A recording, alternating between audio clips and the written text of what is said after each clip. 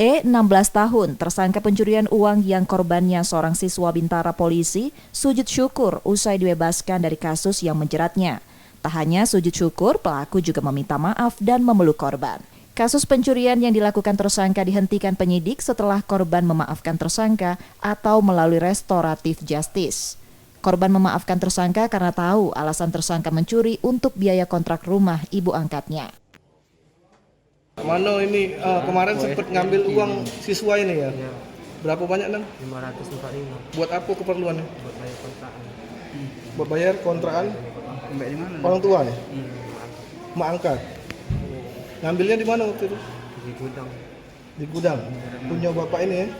Karena itu tersangka sudah tidak ada orang tua lagi. Oh. Kemungkinan mereka anak ini kurang kayak diajarkan itu. Jadi mereka kurang kurang kasih perhatian. Jadi mereka melakukan seperti ini. Jadi ikhlas memaafkan pelakunya. Ya ikhlas. Sebelumnya tersangka mencuri uang milik korban sebesar Rp540.000 dengan menyamar sebagai petugas kebersihan kantor Polrestabes Palembang. Yudi Kiswanto, Kompas TV, Palembang, Sumatera Selatan.